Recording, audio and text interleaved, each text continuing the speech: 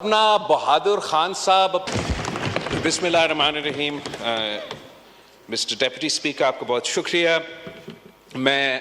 इस मौके पे सदर पाकिस्तान आसिफ अली जरदारी साहब का जो तारीख़ी खिताब था इस असेंबली से उसका मैं सदर साहब को, इस हाउस को मुबारकबाद देना चाह रहा हूँ कि ये पाकिस्तान की तारीख़ में पहली बार हुआ है कि एक सिविलियन प्रेसिडेंट ने इस पार्लियामान से अपना 7th खिताब किया है। तो इस असेंबली और आपके तहफ़्फ़ुज़ से मैं सदर साहब को इस तारीख़ी मौके का कामयाबी भी मुबारकबाद देना चाह रहा था, और साथ साथ जनाब डेप्यूटी स्पीकर जो सदर साहब ने पॉइंट्स उस तकरीर में उठाए, सबसे पहले इस बात का पाकिस्तान पीपल्स पार्टी वेलकम करता है कि सदर जरदारी ने कोई ज़ाती बात नहीं की, कोई पर्सनल बात नहीं की, ना सियासी बात की। सदर जरदारी ने ये वाज़ेह कर दिया कि वो वफाक का नुमाइंदगी करते हुए, इस मुल्क का अवाम का नुमाइंदगी करते हुए उनके मसाइल को तरजीह दी। जो सदर जरदारी ने अपने खिताब में यूनिटी की बात की, एक साथ चलने की बात की, डायलॉग की बात की, ये अपनी ज़ाती मफाद की वजह से नहीं, अपने ज़ाती केसेस की वजह से नहीं, वो इसलिए कि सदर जरदारी ये समझता है कि अगर हमने पाकिस्तान के मसाइल को हल करने हैं,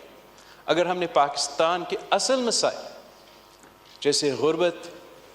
बेरोज़गारी और महंगाई जैसे मसाइल हैं, अगर हमने इन मसाइल का हल निकालना है तो बातचीत के बग़ैर, डायलॉग के बग़ैर, पॉलिटिकल प्रोसेस के बग़ैर ये नामुमकिन होगा। साथ साथ सदर जरदारी ने ना सिर्फ वफाकी हुकूमत को इन मुआशी मसाइल का हल निकालने का कहा, मगर साथ साथ जो एडवाइस हम अपोजिशन को दे सकते हैं कि वो भी अपने आप को मुंतखब नुमाइंदे अगर समझते हैं तो उनका ज़िम्मेदारी है कि ना सिर्फ कि वो अपना ज़ाती केस लड़े, अपना ज़ाती मसाइल पे रोना धोना करे, वो पाकिस्तान के अवाम के मसाइल पे भी बात करे, और जहाँ वो अपने इश्यूज़ पे एहतजाज करना चाहे वो उनका जमहूरी हक है और वो जमहूरी अंदाज से बेशक एहतजाज करे, लेकिन जहाँ उनका फ़र्ज़ है बहैसियत मुंतखब नुमाइंदे कि वो अवाम के मसाइल पे ना सिर्फ बात करे, हल निकाले, हुकूमत के साथ डायलॉग करे कि जो बजट आने वाला है उसमें मैं तो हुकूमत को ये तजवीज़ दूंगा और अपोजिशन को ये तजवीज़ दूंगा कि अपोजिशन का इनपुट होना चाहिए कि जब पाकिस्तान एक तारीख़ी मुआशी बहरान से गुज़र रहा है तो बेशक अपोजिशन अपना ज़िम्मेदारी शायद भूल चुके हैं, मगर हमारा भी ये ज़िम्मेदारी है कि हम इनको याद दिलवाए कि अगर वो आज इस हाउस के फाजिल मेंबर्स हैं, उनको तनख्वाह भी मिल रहा है, तो वो अपना ज़िम्मेदार, वो हलाल तो तब बनेगा जब वो अपना ज़िम्मेदारी पूरा करे और हाउस का मेंबर का किरदार अदा करे और बजट में भी मुस्बत किरदार अदा करे, इस पार्लियामान में भी मुस्बत किरदार अदा करे, और जहां उनका जिम्मेदारी है तीसरी बार एक सूबा चलाने का, वहां भी वो अपना जिम्मेदारी अदा करे। अगर वो सिर्फ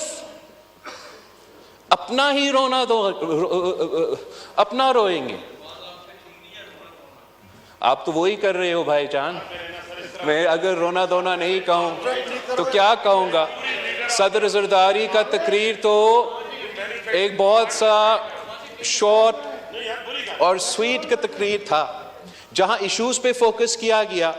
20 मिनट का तकरीबन तकरीर था। कायदे हिज़्ब इख्तिलाफ का तो 1 घंटा का तकरीर था, और वो 1 घंटा का तकरीर में 90% अपना रोना धोना, अपना साथियों का रोना धोना, अपना बहादुर खान साहब अब तंग आ चुके हैं, 2-3 महीने जेल में गुजार के, उसका अपना केसेस का रोना धोना, 90% उसी पे था जनाब स्पीकर। और जो उनका जिम्मेदारी है बहैसियत कायदे हिज़्ब इख्तिलाफ कि इस मुल्क के अवाम के नुमाइंदगी करते हुए उनका इश्यूज को ना सिर्फ उठाए, जहाँ हुकूमत ने कोई गलती की या उनका कोई गलत पॉलिसी है उसका ना सिर्फ निशानदेही करे, मगर उनका पॉलिसी या उनका काउंटर पॉलिसी भी हुकूमत को दे दे। इन्होंने ये जिम्मेदारी नहीं पूरा किया था। जहां तक सदर ज़रदारी के तकरीर में सेहत के शोबे और तालीम के शोबे में बात की और सूबाई हुकूमतों को कहा कि इन दोनों जो बहुत इंपॉर्टेंट एरियाज हैं जहां पाकिस्तान के अवाम, चाहे वो तालीमी शोबा हो या सेहत का शोबा हो, उनका इन शोबे में ख़ास तौर पे जो हमारा पसमानदा तबका है, गरीब तबका है, उनके लिए पाकिस्तान ने सेहत के शोबे में और तालीम के शोबे में हम तकरीबन फेल हो चुके हैं। और चारों सूबों को यह कोशिश होना चाहिए और वफाकी हुकूमत को हमें सपोर्ट करना चाहिए कि हम इन इश्यूज़ को एड्रेस करें। पाकिस्तान पीपल्स पार्टी की सिंध हुकूमत में दोनों शोबों में जनाब स्पीकर तारीखी काम करवाया है। जब पाकिस्तान पीपल्स पार्टी ने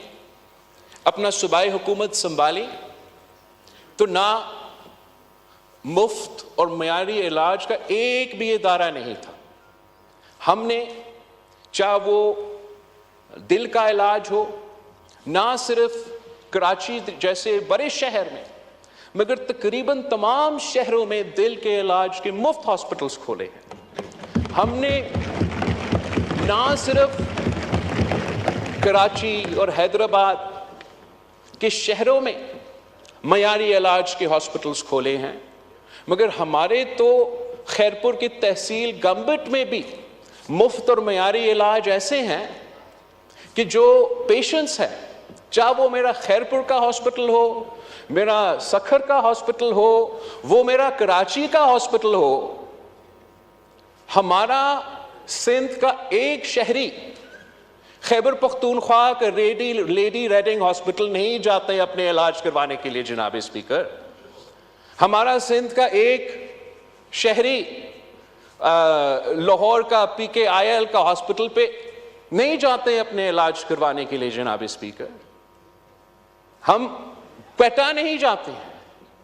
मगर हमारे हॉस्पिटल्स में चारों सूबों से लोग आके अपने इलाज करवाते हैं। तो ये तो सबूत है कि जो हमने मुफ्त इलाज का मिसाली काम किया है सूबा सिंध में, तो जो सदर ज़रदारी ने अपने तकरीर में बाकी सूबों को भी कहा कि तालीम और सेहत में काम किया जाए, तो सूबा सिंध PTI को और उनके हुकूमत को दावत देते हैं कि वो आए, वो अब हमारे हॉस्पिटल्स का दौरा करे। हम उनको सिखाते हैं, इनको दिखाते हैं कि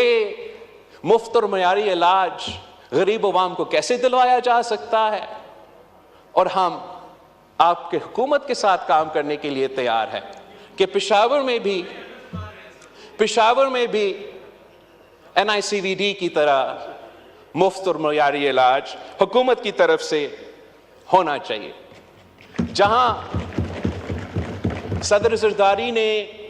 सूबाई हुकूमतों को तालीम के हवाले से जिक्र किया था, तो उस पर भी जनाब स्पीकर, जहां पाकिस्तान पीपल्स पार्टी के सूबाई हुकूमतें हैं, हमने पूरा कोशिश की कि हम जो तालीम में हमारा स्ट्रक्चरल मसले हैं, जिनकी वजह से पाकिस्तान के अवाम, मगर ख़ास तौर पे वो पासमानदा तबका जो हमारे सरकारी स्कूल्स की तरफ जाते हैं, उनके मसाइल हल करने के लिए हमने बहुत से इंटरवेंशंस करवाए हैं जो कामयाब भी हुए हैं और नेशन वाइड भी रेप्लिकेट हो सकते हैं। मसलन जनाब स्पीकर, जब हमने हुकूमत संभाला तो गोस्ट टीचर्स का मसला था सूबा सिंध में। तो हमने फिर बायोमेट्रिक निज़ाम इंट्रोड्यूस करवाया था और तकरीबन इस मसला का हल निकाला। साथ साथ हमारे